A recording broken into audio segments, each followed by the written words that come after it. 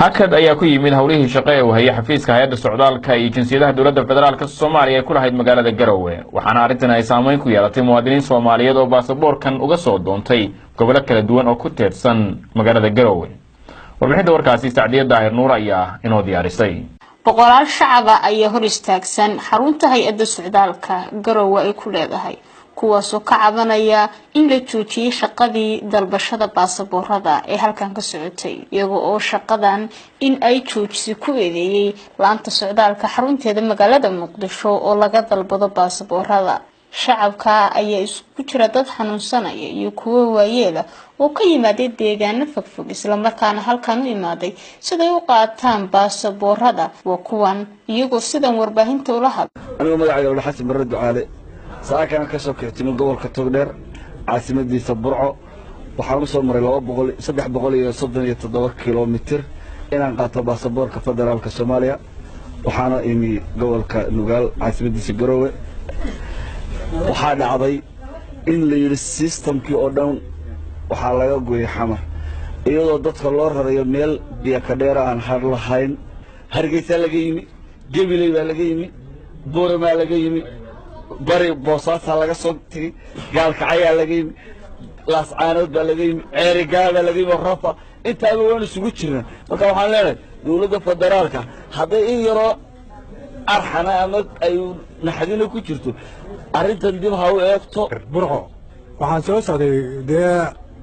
ilaa 8 saacadood baan soo socday xalay baan soo galay Garowe saaka 8 iyo barkiina waa soo 6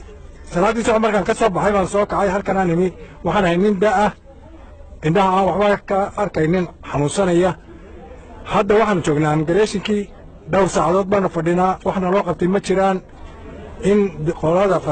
federaalku dawladda federaalku in iyo magaranaysaa dadka shacabka u naxariistaan oo hawsha u fududeeyaan madaxweynaha waxaan ka codsanaa oo si sharaf loogu codsanaa iyo ra'iisul wasaaraha iyo inta qusayso arrimaha immigration in ay dadkan hoos eega dadka iyaga ilaahay hadhow wax ka weydiinaya waxaan soo maray masaafo dheer waxaan ka midoloya cadda waxaan soo doontay baasaboor waxa lagu yiri baasaboor baa ka socda halka dadka lagu siiyay oo soo doontay imikana waxa la leeyahay baasaboorka ma shaqeyn ma socdo meesha lagama shaqeynayo masaafo dheer baan soo marnay qarashkii baa naga go'aya markaa waxaan ka codsanaa madaxweynuhu inuu noo furo xafiiska waxaan shalay toolo subaxnimadii ka soo kalahay magaalada Burco ee caasimadda gobolka Togdheer ujeedadeeduna waxay inaan halkan ka qaato baasaboorka jamhuuriyadda Soomaaliya maamulka xarunta hay'adda socdaalka ee Garowe ayaan weydiinay sababta shaqadu ay u joogsatay isla markaana dadkan hawshooda loogu fududeyn waayay anagu haddaan xaqiiqdii ka hadlo diyaar baan u nahay shaqaalihiina waa heegan ilaa khamiistiina wax shaqo oo la qabtay ma ay jirto maanta waa axad shalay sabti ahayd iyo khamiistii saddexda beri waxay shaqadii waa istaagtay kombiyuutarradii xamar baa laga xirtay waxaan isku ogeyn agaasimaha guud ee hay'adda socdaalka iyo jinsiyadda maxamed aadan jimcaale koofi in xafiiska waqti la siiyo lagu raro qalabka fulfulidiisa guriga daatirkiisa iyo bisha tan intay ka dhamaanayso in nala sugo taasi ma dhicin waxaa dhacday arrin ka xun oo fool xun